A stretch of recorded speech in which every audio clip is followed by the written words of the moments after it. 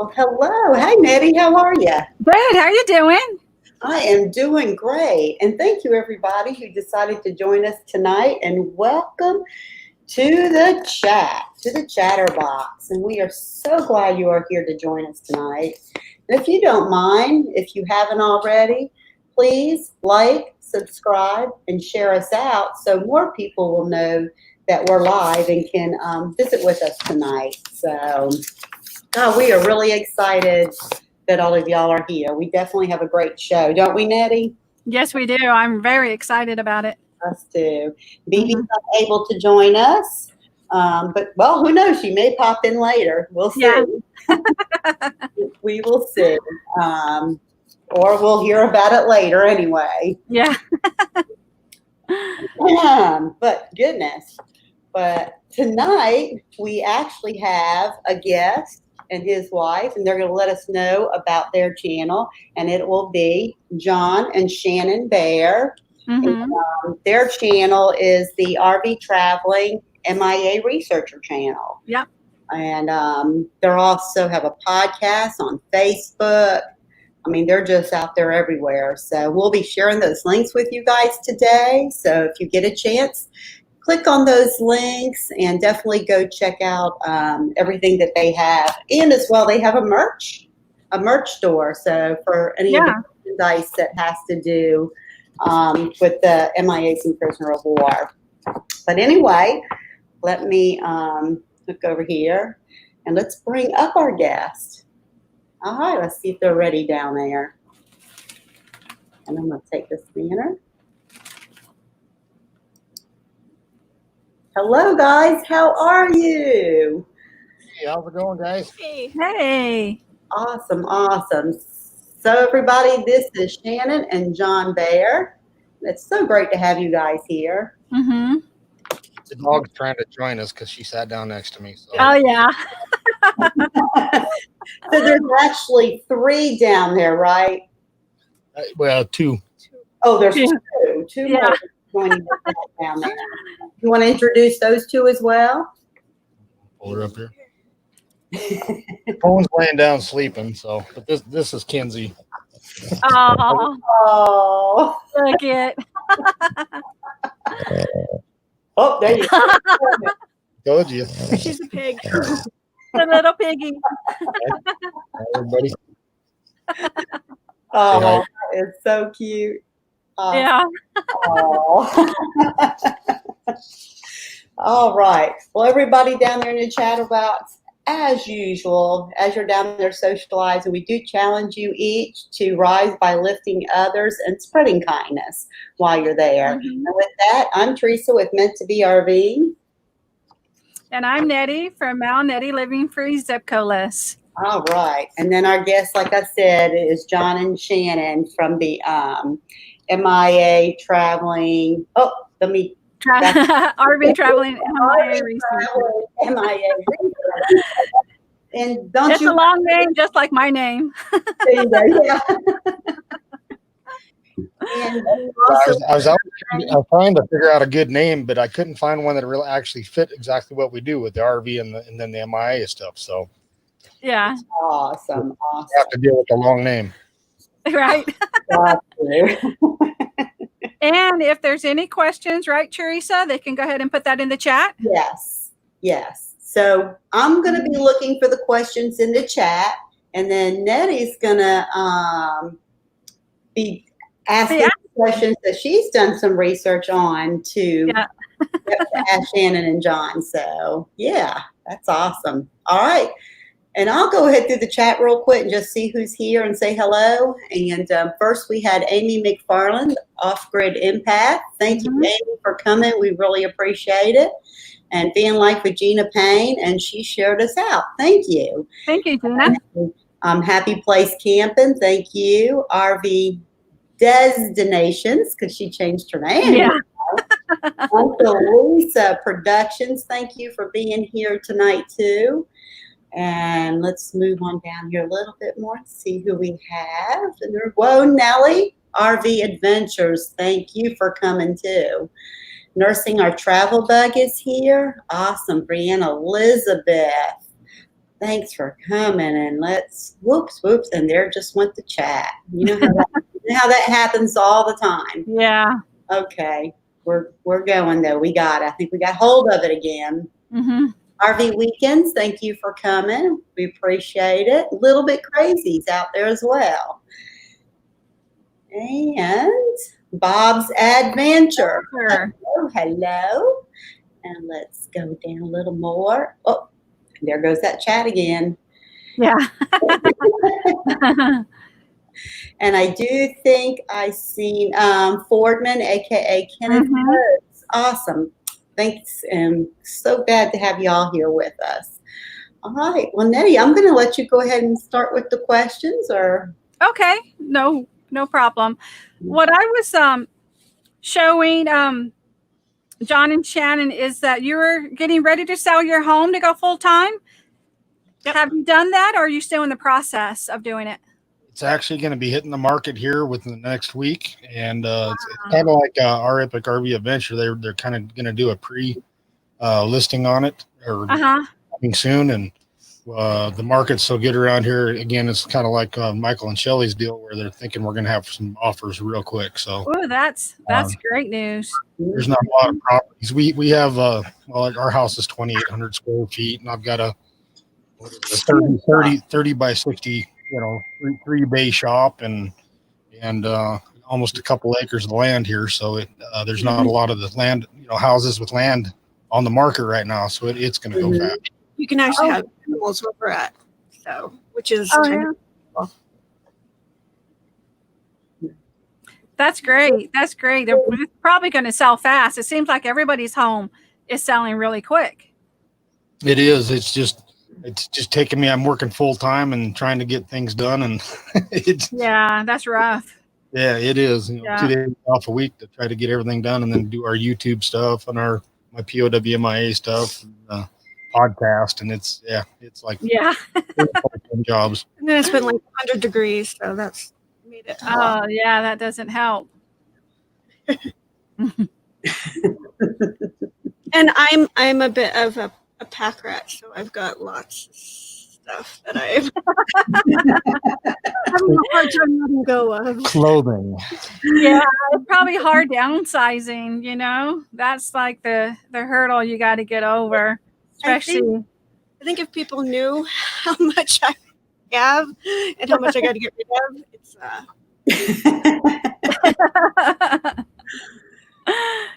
I could probably fit the trailer, so. Yeah, you don't realize how much you accumulate, throughout the years until you do this. Exactly. We still have boxes that we didn't unpack when we moved in, which I don't know why. We've been in this house for a little over 10 years, and we still have boxes we hadn't unpacked from the last move. Oh, my. So I didn't even... Don't make it easier because they're already boxed up. I didn't even look through them. I guess we didn't need it now, so. Yeah. And then I'm showing that you're going to be going to New Mexico first. Is that still going to be the goal? It is. Yes, it is. Shannon's mom and dad just moved down there. October. Yeah, it was last October they moved down there. okay. And and then there's a lot of stuff that with the POWMIA research stuff that I'm doing, that I want to get down there and do some interviews with some families and things like that. Perfect. So the goal is in my current job, I can transfer down there and not miss any employment, and still be able to do what we want to do down there for 3-4 months, and then we're going to be on the open road. Sorry if you hear the pig noises. It's okay. Okay, I think he concurs. Yeah. We normally hear Teresa's dog snoring, so that sounds so cool, hearing that little pig. Yeah. Mine sounds like that when she eats. Yeah, it's noisy around here when they eat. Yeah. I haven't had a chance to spend much time with my mom and dad since they moved, so I'll be able to time in, and then he can still work and still do his POW stuff. I feel like I'm neglecting the family. Awesome. And we have a question out here from Gina Payne wanting to know how you got started doing the MIA researcher. Yeah, to kind of get in a little bit of that. First, I was doing, well, I still do, but I volunteer for a nonprofit organization, Purple Hearts Reunited, where we return lost or stolen military Purple Hearts to families or the service member. So I've always been a big genealogy and history buff, so I have pretty decent research skills, I would say. Mm-hmm. And so I was doing that kind of work, and then I really got diving deep into my family and my family side and the genealogy, and I found where it's actually my brother-in-law, my sister's husband's uncle, was a POW over in the Philippines, and he died over there. And so I started researching pretty heavily into Private Farragut, and there was not a lot of information on him, and there was not a lot of documents or history or things that survived the Japanese occupation of the Philippines. So in doing all this research and able to find the things that I found, I also found that it was hard for families to actually find this information. And since I had gathered up a pretty good document collection and things like that, I started just kind of farming out my services free to POW/MIA families, to where I'm helping them get reunited. Well, helping to bring these guys home from the Philippines. So basically, what goes into all that POW/MIA research is I do the genealogy lookups. Let me get into the history behind it all. Yeah.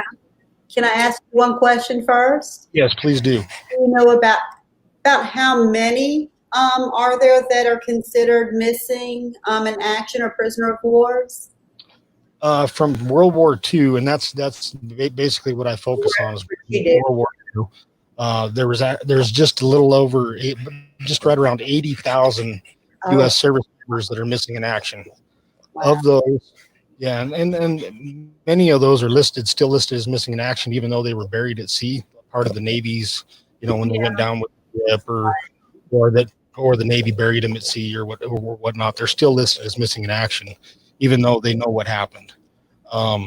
Now, of those 80,000, there's the Defense POW/MIA Accounting Agency has a list of about 35,000 POW/MIAs that are on what they consider their active pursuit list, meaning those people could be identified today.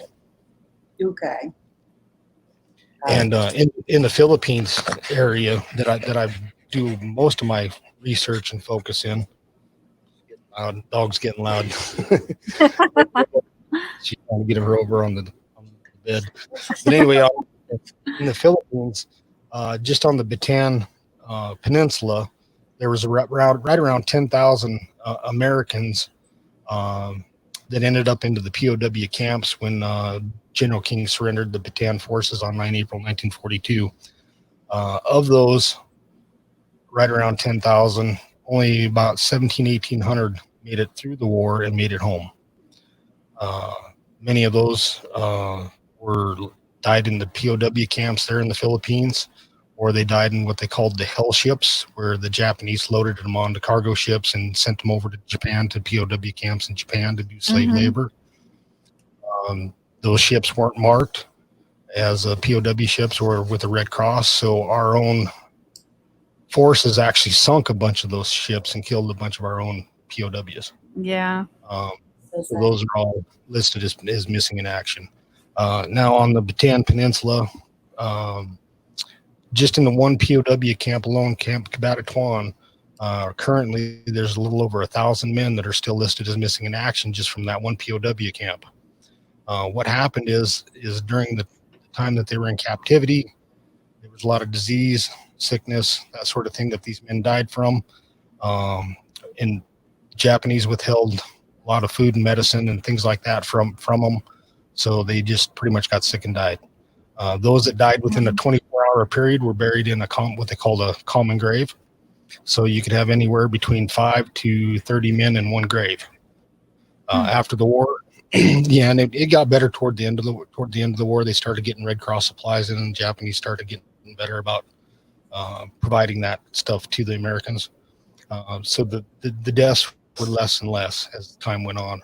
But So in the month of, or not the month, but the year 1942, while in this camp is the major deaths happened, where they had 100 and 150 POWs dying each day. And like, again, they were buried in these mass graves. So after the war, the Army came in and disinterred these graves, and they tried to make identifications on these men. But again, the technology wasn't good back then, so they were going on dental records, pre-war dental records. So there was a lot of misidentifications and no identifications made. So fast forward to, it was about 2014 when the Defense POW MIA accounting agency was tasked with identifying World War II service members. Congress mandated it. They started doing their first disinterments of these men from World War II. Well, the problem is they have policies in place where, in order to identify these men from these POW camps that are in these mass graves, they have to have DNA family reference samples on file for over 60% of the men that were in each of the common graves, so that way they could get the most bang for the buck. The problem is not all these families realize that their relative is still missing, and so they don't inquire about it. And the families that do inquire are sitting there left in limbo, waiting for these other families to provide their DNA before they can get a disinterment done and get their loved one identified. So I kind of speed that process up. A family will contact me.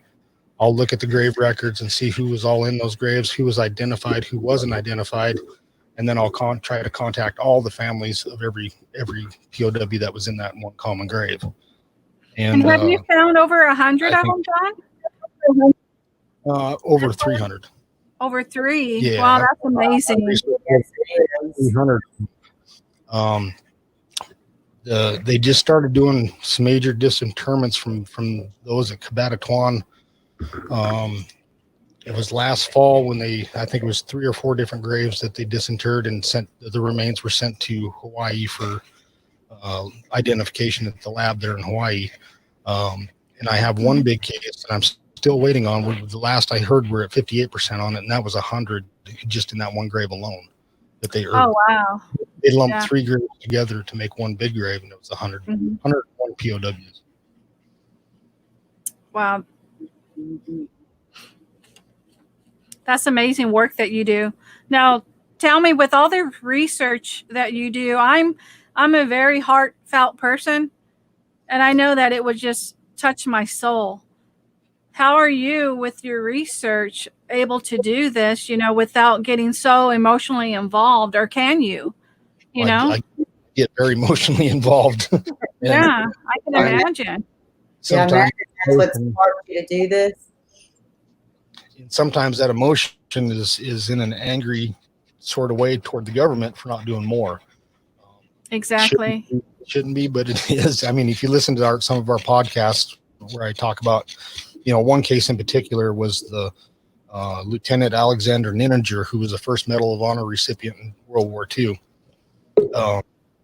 If you go back and I've got a few of the YouTube videos on that podcast. You can those about how the government's covered it up and classified the files, even though they know exactly which remains are his, and how they mixed them up with 3 or 4 different other lieutenants that died within the same couple days, and it's just it's a big mess, and they still don't want to deal with it because they've already identified some of these back in the 40s and 50s, sent them home for burial. And they know they have the wrong person buried in the wrong grave, but they're too afraid to approach the families to correct the issues. It's just opened up a huge can of worms for them. Gotcha. All right. On the other side of that too, it's very humbling to be able to call. And when I do call some of these families, they think it's a scam. Yeah. First. I can imagine. Yeah. After all these years, It's like I'll call a great niece or something, and we have to, in the technology that the DPAA uses to do their identifications, DNA technology, they're using outdated technology. So they're using mitochondrial DNA to do these identifications with instead of using nuclear DNA. Mm-hmm. That's a whole different story. But anyway, so I have to really focus hard on the research. Yeah. I have to focus hard on the female side of the families, through the mother's side and through the sisters and daughters and things like that for this mitochondrial type stuff. So I'll call a great niece and say, hey, do you remember your family ever talking about your great uncle Fred? My name is John, and I would like to talk to you about great uncle being a POW and that he could be identified. And, oh wow! And I've had him hang up, or I've had him call me a couple ways, and and I'll just call them back, or I'll try to find their email and email them the information and things like that. So yeah. And then I get these other ones where where I'm dealing with brothers and sisters that are still surviving, and I'll call them and tell them, did you know it was possible to have your brother identified? And the first things out of their mouth was, no, we thought he was lost to time. And just to, and these people, these brothers and sisters, they don't have many years left to see their brother identified. They're in their they're like in their 80s, right? Late 80s and early 90s. Some of them, so. And the wheels of the government don't spin fast. Before we answer this one, I have Bibi down below.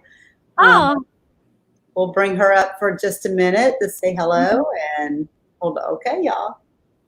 Bibi, you ready? She's ready. Hello, Bibi. Hi. Hello. Sorry I missed the interview tonight. You're on remote location. I'm on a remote location. All right. So you're going to be joining us for a few minutes, or are you popping in and got to pop? Oh, my goodness. Oh, my gosh. Who's there? There's a bunch of trouble. Wow. John, I don't know. I can't see. Are we all in here? Hold on. Let me turn it and see if that there. Oh, there we are. Oh, there you go. That's a party. That's good to see Ryan and Kyle and yeah, they're doing a live stream. Vanderilla. We got Vanderilla. We got Johnny's Journey. We got K&R Destination here to say hello to everybody. Awesome. So we have some questions in the chat about where Bibi was, or if she was sick or anything. Well, Bibi's right there. Visiting. So that's why she's not with us today. Yeah. Well, I just wanted to pop in and say I'm sorry I didn't make it to the interview. I've been trying to catch up on what I can. We understand. All right. Have a good rest of your interview. Bye, everybody. Love you all. Well, that was awesome. Yeah, it was a pop. So, okay. And sorry about that. Everyone apologize, but nothing like a fun pop-in. That's an excellent question. Well, Nellie's question there, has the government tried to stop you from doing your research? Actually, I contacted, it's been sometime early last year, I contacted the Army Casualty Department, Past Conflicts Branch, the manager there, Greg, and I talked back and forth because what had happened was I had a family member that had a case started, and she hadn't heard anything from her case manager within like 6 to 8 months, 9 months or something like that. She had emailed like 4 or 5 times and never received a response back from him after he had been working with her.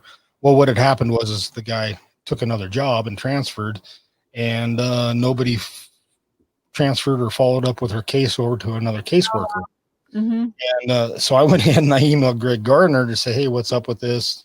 Could you please get in contact this lady and see what's going on here? And so he emailed me back and apologized, but I also offered to volunteer for him at that time. I told him I'd be more than happy to take on a lot of these cases for him, because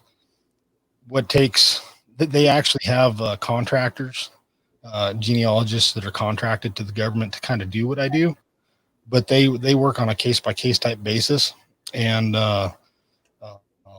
what it takes them like a month to do, I can probably do in 3 or 4 days of sitting down at the computer and researching it out. You know, depending on the case, one person, one POW might take me 20 or 30 minutes. Another one might take me 1 or 2 days, just depending on how much historical documentation or records I can find on him and his family. But I had offered to volunteer my services with them, and they just flat out told me, we don't take volunteers. We can't take volunteers for what the government pays for. So there's your tax dollars at work. Yes, exactly. Right. Yeah. So I even went into the Army manual and proved him wrong, where they could actually take me as a volunteer, but I never got a response back. Yeah. They just don't want to run out of work. They were excuse me. So. And in another case, well, you all were on my live stream last night, and I talked about that case with Juan Gutierrez. Interesting thing about that case was when I found Juan's family, I emailed Greg Gardner and the lady that runs the World War II past conflicts portion of it, and gave them the information, the family information, and I never did receive a reply back from them. And so I ended up calling the niece that I had identified there in Flagstaff. I ended up calling her on the phone like a week later, and she said, yeah, they called me and they followed up. So that's how I knew. Yeah. And then when they did the news interviews, they didn't give me the credit for finding the family. In the news interview, it just said the Army found them. Yeah. And I don't want the credit. My big thing. Right. You're just trying to bring peace to the family.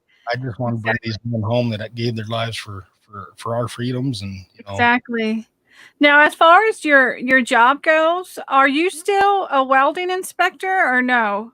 I was trying to see what you did for your career, Yeah.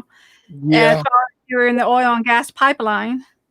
Yeah, I've had a few different careers in my lifetime, but yeah, I was a welding inspector, chief inspector, assistant chief inspector in the oil and gas construction industry. And American Red Cross, disaster service director as well. Yeah. And wildland firefighter there for a few years too. So.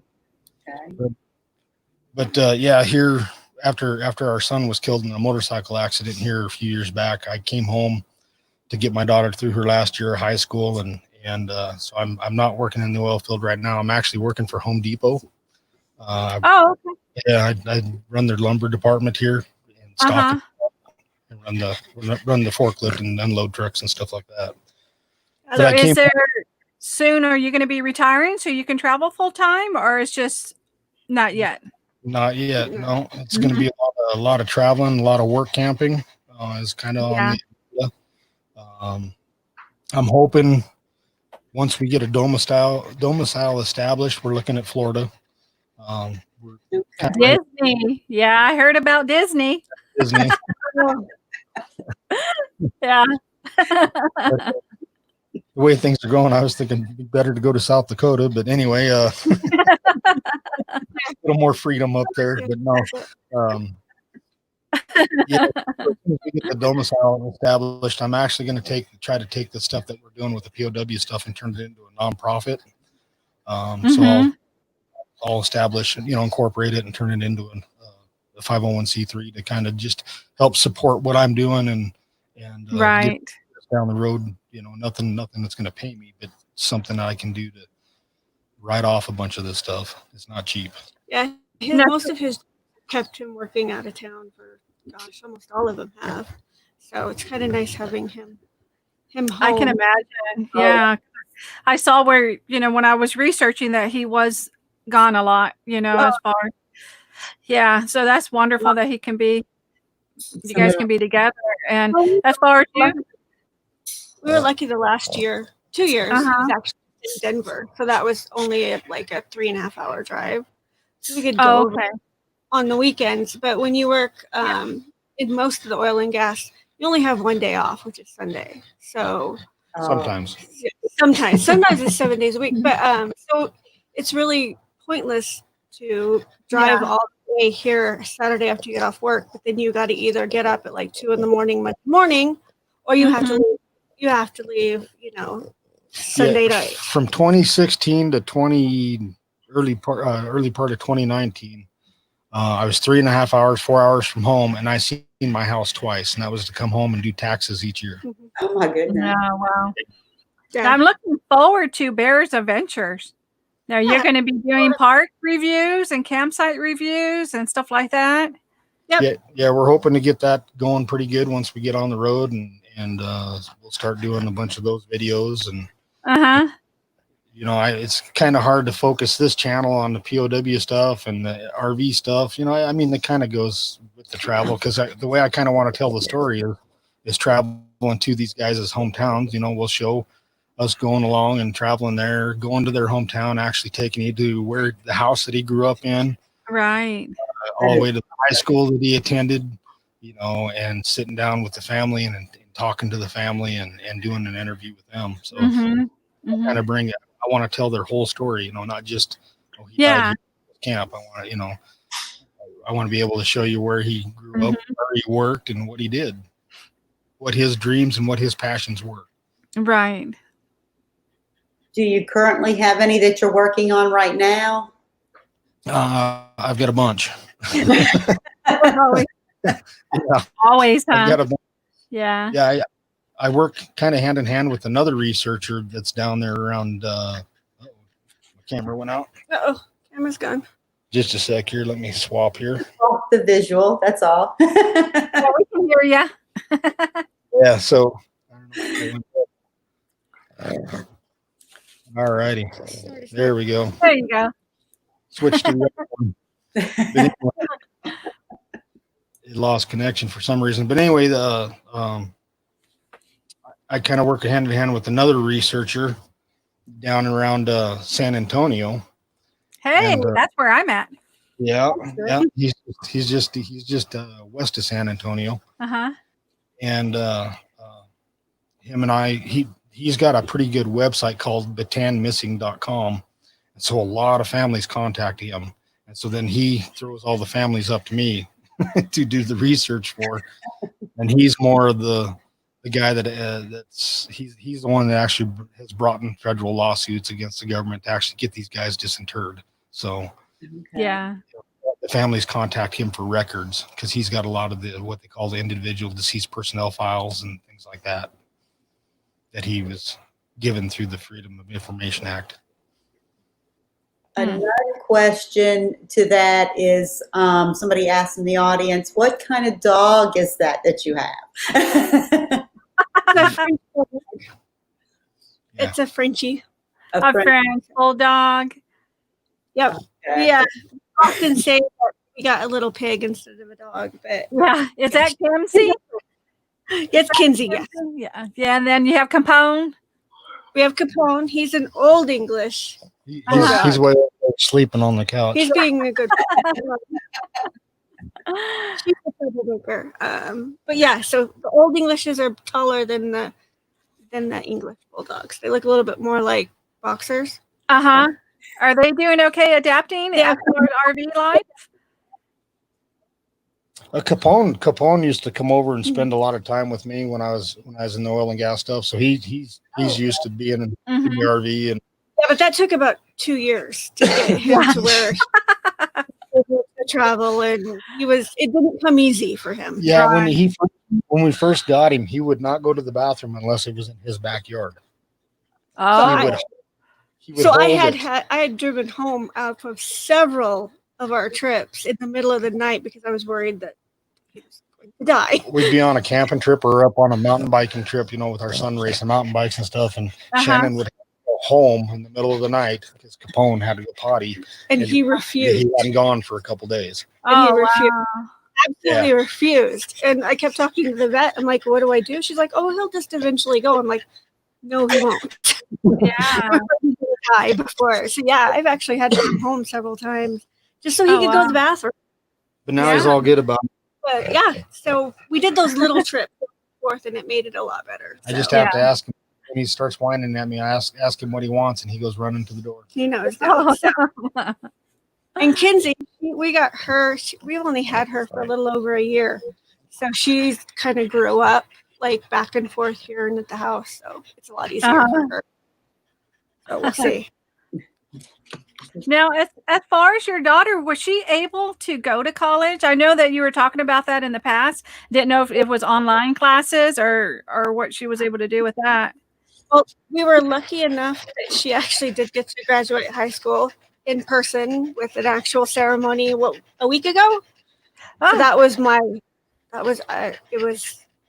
what's most important to me. But we didn't get to see my son graduate, so I was like, I have to see one of them. So luckily we did. My mom and dad were actually able to drive down from Albuquerque. So yeah, she just did that.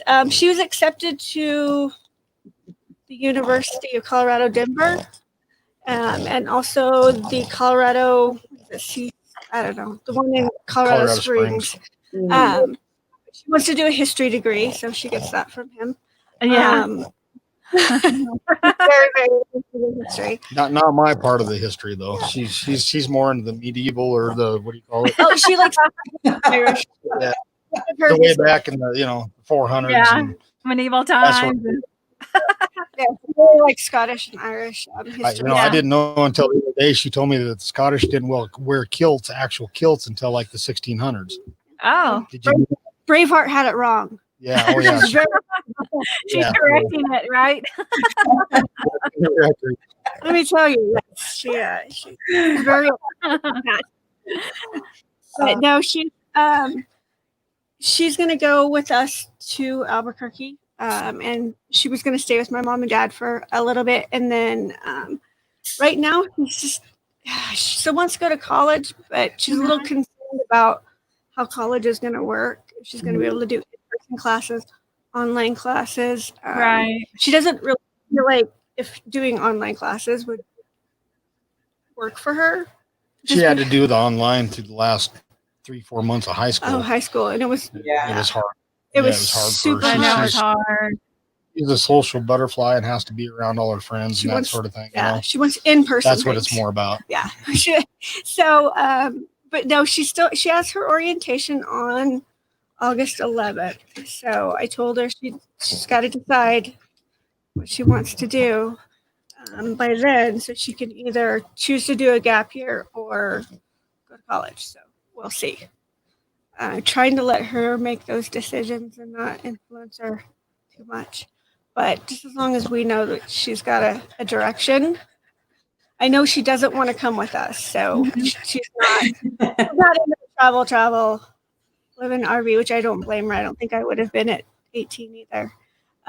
So she could stay with my mom and dad in Albuquerque, although I'm not thrilled with that just because it's not the safest place right now. But she can stay with them or she can go to Denver. So we'll see. Hopefully she'll decide here pretty quick. And where are y'all currently now? We're in Western Colorado, Grand Junction. Hey, nice. Yep. Okay. Yeah, about an hour from the lab. Uh-huh. And it's what do we got? About 50,000 people? Yeah, it's about a community of about 50,000 in Grand Junction. So it's fairly small compared to Denver and all of that. So, but it's the largest city on this side of the mountains. It's the good side of Colorado. It's the good, it's the best. Yeah. A bit more competitive. Good. A bit. We're farming and ranching over here. Mm-hmm. So, John, you do a podcast as well? Excuse me. Yeah, I do. I started out with a podcast, Stories of Sacrifice. And I've been doing that since I think I kicked off my first episode in November 2019. So yeah, I have that podcast, and then I decided to go ahead and put it on YouTube, but I got too involved with the RV community, and so it's kind of mixed with YouTube. So for our audience or anyone out there who would want to find someone and all, what's the best way to go about that? What's the best way to initiate that and get it started? There's quite a few different avenues. It depends on, like if it's we're talking World War II here. they can contact if they go to the Defense POW MIA Accounting Agency's website. There's contact numbers there, and they can contact the casualty department for that service member. In other words, if he was Navy, there's a Navy side, there's an Army side. If they were Army Air Corps in World War II, that's still under the Army side. Marine Corps has their own, so they would have to go to that individual casualty office to start a case and make contact, or they can just shoot me an email, and I can kind of look up the service member and figure out if they are on the active pursuit list and if it's even worth it for them to even try to go after them. Right. Okay. Interesting. Okay. And so. Now, as far as your travels, when you make it to, I see you're going to go to New Mexico and then to Texas and Alabama and Florida. Is that still going to be the route that you want to take? It is actually, and we're kind of looking for like a home base sort of. I've been looking at some different land or an RV where I can have a spot to park the RV and just kind of have a Christmas home. And just be able to have a place to go for Kirsten to come for a little while for her spring breaks and things like that. But yeah, that's kind of the plan. I want to kind of travel the southern United States and kind of work our way east. A lot of the POWs and stuff that I deal with are New Mexico, Texas, Missouri.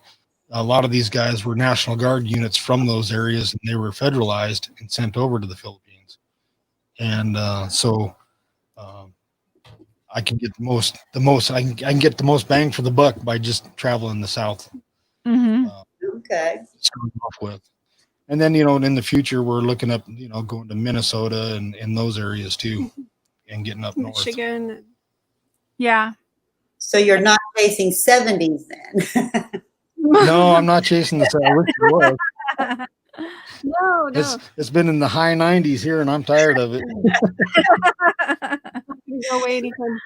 And Uncle Lisa had a question. A stolen World War II Purple Heart, is that considered a collector's item then? And is it worth a lot? Or why on earth do people steal them? Oh, wow. This is a can of worms. It is a can of worms. and we're going to get into the sick side of this. Collector from Finland.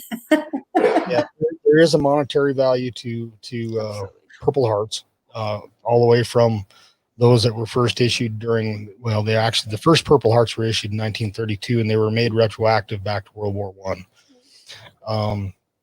They have a monetary value with the collector community. The price of the Purple Heart depends on how much research that they can get on the individual service member, if he was involved in some major battle, or like if Pearl Harbor. Pearl Harbor. Purple huge. Hearts, those that were killed on the USS Arizona go for over $2,000 a Purple Heart. I had one case that I worked on that a collector had the medals. Well, he didn't have the Purple Heart, but he had a bunch of the other medals. We did too have the Purple Heart. He did. And how he got, anyway, he ended up with, this individual sailor was actually on the USS Oklahoma that was bombed during Pearl Harbor. And they righted the Oklahoma in 1943, I think it was, and raised the ship up, and they actually scrapped the ship. They were able to, the Navy was able to go in and get all the belongings out of the lockers, and they actually got a lot of the remains of these sailors that were killed on the ship. They were able to get those, and they buried those at the cemetery there in Hawaii. And they actually made a huge bunch of identifications on those men over the last 3-4 years on the USS Oklahoma sailors. But they pulled these belongings out of these lockers. Well, the Navy returned these belongings back to the families. And this one sailor, he was a pharmacist mate. I can't remember what rank he was. He was a pharmacist mate though. But his medals got back to this family. Well, the daughter, when the daughter's husband passed away, she was doing a not yard sale, but estate sale, and it accidentally got put in a box. Oh no! Got sold. Well, this collector had it, and the family contacted the collector when they, because they'd like to get online and brag about it, and that they have these medals, and the family contacted the guy, and the guy wouldn't give it back to him, and so fast forward a couple of years later, she had tried to contact him again because the guy that had originally had it died, and so it got sold to another collector. So she contacted that other collector, and he wouldn't sell it to. He said he would give it back to her, but it would be for what he paid for it, and he wanted over $1,500 for it. Wow. Yeah, that's a shame. That's a shame. And so through the foundation, Purple Hearts Reunited, I'd contacted her and because I seen where she was on the collector's forum, really wanting this stuff back. And so I contacted her and said, well, let me try and see what I can do. So I talked to Major Fike, who runs the foundation, and we were able to come up with some donations that were given to the foundation. And we were able to come up with enough money that the collector sold it back to her. And then the nice thing about that is 3 months later, his remains were identified. And so he'll be buried sometime later this fall at Arlington is where they're going to have him buried. Oh, that's so great. Oh, it's wow. It's her grandfather. Oh, it's kind of sad. It's sad, but it's good. Sorry. Yeah, definitely. But yeah, they do make money off of it. Lots of money. And, we've been working with congressional representatives to come up with a bill to make it illegal to buy and sell the Purple Heart like we could honor. And so the collectors are not happy with us. So we've gotten death threats from collectors because and they try to discredit them. It's just because they want them so they can distribute They think them. they're property. They think it's their property. They paid money for it.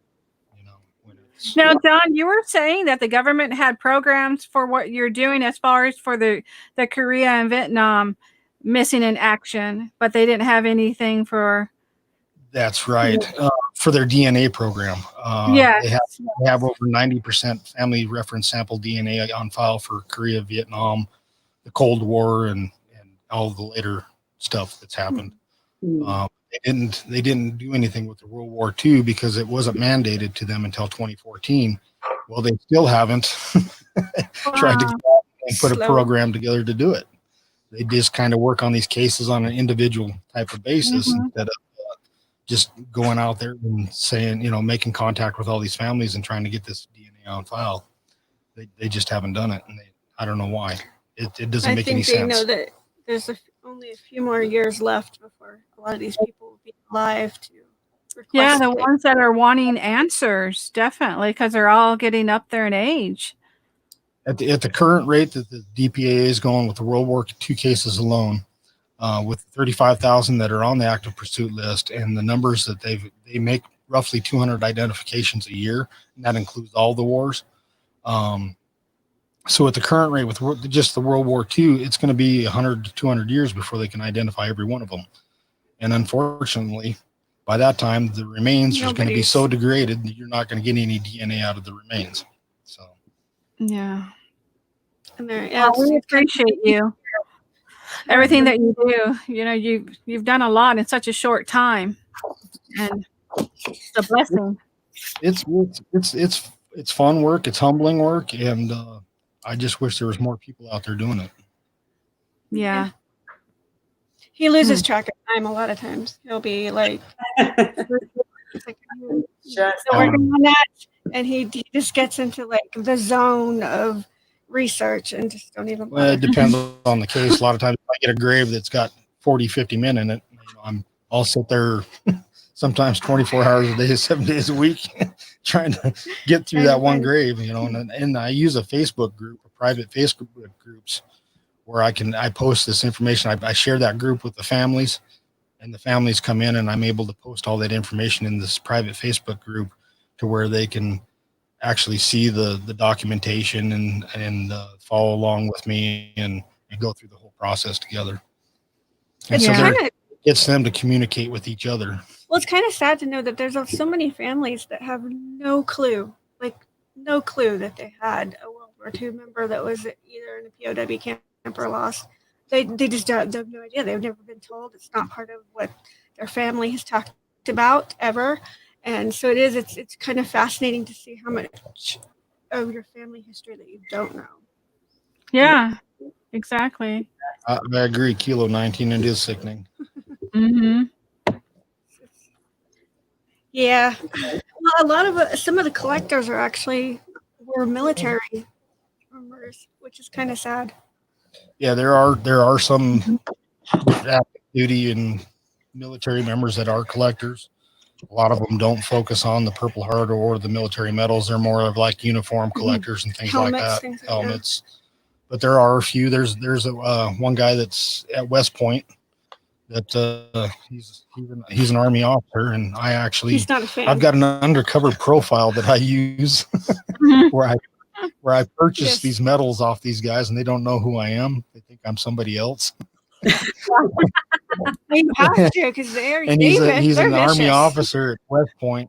Oh my goodness! And I buy off of him all the time. And the name that I use as my name, my real name, I've got a PayPal account under this name and everything else, and where I pay for these things. But the name that I use is actually a name of a Army officer back in World War II that was with the OSS, which is today's modern day CIA, and he was a spy. I use this guy's name, and they still haven't figured it out. And he's at West Point. So, goodness. Jokes on him. Yes. Not just him. There's hundreds of them. So when was it you said you were planning on becoming full-time and taking this on the road? It's actually, it's going to be here. I'm thinking right around August, sometime right around August 1st that we'll actually pull out of the driveway for the last time. So right now, I'm docking in my own backyard. Gotcha. We're fixing to be doing that. So, because ours, we already have a buyer and it really hasn't gone on the market yet. So it's definitely a seller's market. Did you replace your trailer yet? You had one for a while. Did you sell it and got a new one, right? Pick a new one up Friday, and I said we have somebody meeting us in the realtor here on Monday. Oh, nice. Crazy. Now, once you go on the road, what would be the best way for people to reach you if they want to reach out to you and get assistance from you? Well, it's my email. It's always good. That ties right to my website. I have a website there. And then also if they go to the podcast website, there's my contact information's there. And on Facebook, I have a Skype phone number that I use for the POW stuff. And that's a public number to where that comes right to my cell phone. And I don't know if I was clear on it. You'll have this YouTube page you have now. Are you combining it with your travels, or are there two YouTube channels? Sure. Yeah. I've got two YouTube channels right now. This is the main one I've used. I haven't used the other one yet. Really, I've got the intro video posted there, and that's it. And six subscribers. Yeah. So basically, this is going to be the main one. And when we get on the road and get some more content actually created, I may do something with that other channel and get it built up and have that just focus on like Disney and the fun side of things. Park reviews, stuff like that. Exactly. Yep. Yeah. And also probably your park hosting, if you're going to be doing work camping. Yep. Yeah. We're looking at the work camping stuff and the good, the bad, and the ugly when it comes to work camping. I know. I'm kind of worried about that. We found a park down in New Mexico that's just south of Albuquerque that does work camping 2 days out of the week, and we're probably going to be work camping, and I'll probably be working full time for a few months. Okay. down there. So the savings. So it won't cost us nothing to be down there. That's perfect. It so, is. Yeah. And we've been running your link for your merchandise. Do you want to say anything about the merchandise that you have available for anybody who might be interested? Yeah, it's our Spreadshirt shop. It's just like the normal merchandise that you get off YouTube. It's the shirts, the mugs, all that stuff. But you can also go in there and actually design your own stuff too. You don't have to just take what I've got on there. You can actually redesign it into what you want. So do different colors and different colors, different things. Okay, nice. And like all the money that we make off any of that stuff, the hats, any of that stuff, it's all going into the POW stuff. Perfect. Okay. Wow. There you go. So, and Happy Place Camping has been putting out all the links throughout it, the different ways you can make contact with John through his Instagram and Facebook and YouTube and his merch. So if you haven't grabbed any of the links, then please do so. And if you know anybody who has family members who are looking for someone, this is the place to kind of get them and put them in touch with. And I know he'd be happy to help out. Now, John, is there a fee to your services? No, none at all. It's all free of charge to the families, and no, I could not take. That was the other thing the Army offered me. Well, when I talked to him about volunteering, well, he says, well, there's a list of all the contract companies that do this for us. You're more than welcome to go to work for them. And I said, I can't take money for identifying and bringing home men that gave their lives for my freedom. So, yeah, it's all free of charge. Kind of an icky feeling, making money off of it. It's just like collectors with Purple Hearts, making money off somebody that shed blood for us. Oh, yeah. Okay. We have Nettie, do you have any other questions? We have like 3 minutes until the show's over. I see Michael decided to finally join us. Yeah, I see that. Hey. I was going to ask you and Shannon if you had anything last you'd like to say to everybody while we had their attention. I do see that you did get Michael's attention. So no, I just if anybody does have any questions or they think they might have a family member, just contact him. Even if it winds up not being so. He can generally find just about anybody. No, and I'm happy to look. If you got a relative of yours that you're just curious about, I'm more than happy to look them up for you. Mm-hmm. I think some people in here have seen me do it a few times. With Blue Wave Bob, and I looked up and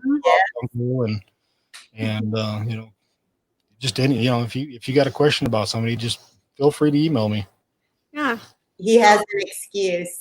He was literally visiting Elvis.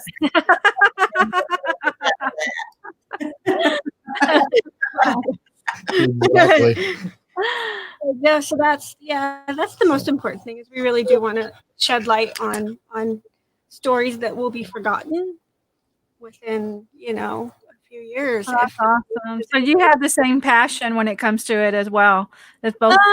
I don't do hardly any of it, but I like to promote him because he works so hard at finding these. And I guess I kind of come at it from a mom's stance. Every mom wants to know where the child is and how they got there and that they're not alone and that somebody cares. These mothers went to their grave not knowing where their son perished. I mean, there was a lady, we read a story about her. She did so much activism because her son was improperly returned to her, and just to listen to her, the pain in her voice was just I can imagine that it haunted her. So I come from a mom, and every mom wants to know that their kid, no matter how old they are, that their kid is safe and found and honored. So. Well, John and Shannon, thank you so much for being our guests here tonight. I mean, we thoroughly enjoyed it. I think everybody did as well in the chatterbox. It was an honor. It was an honor having you here. Yes, very much. Well, I appreciate you being my moderator too, Nettie. For a lot of it. I appreciate you wanting me to mod. And we can't wait to follow along your journey throughout the U.S. as you travel and tell your story, about those who died for our freedom. I mean, that's amazing, and that you'll be available to everybody free of charge for for those needs. So thank you so much for all that y'all do. Well, thank you. It's like the motto I always, that they said back then, when you go home, tell them of us and say for your tomorrow, gave our today. Yes. And, they did. They gave their tomorrow for our today. And we need to tell their story. And I agree. I think more of our children hear these stories, what's going on in the country today, I think a lot of people need to hear these stories. Yeah. All right. Well, guys, hang on just a minute. We're going to go ahead and say goodbye to everybody there in the chat box. And again, thank you so much for being with us. We hope to see you next week. We'll have a surprise host for next week. You'll have to check back and see who it is. Yeah. And I'm Teresa with Meant to Be RV, and we wish you peace and happiness and a good night. I'm Nettie from Mount Nettie Living Free Zipco, and we're sending love your way. Thank you, guys, and good night. Thank you. Thank you. Bye-bye.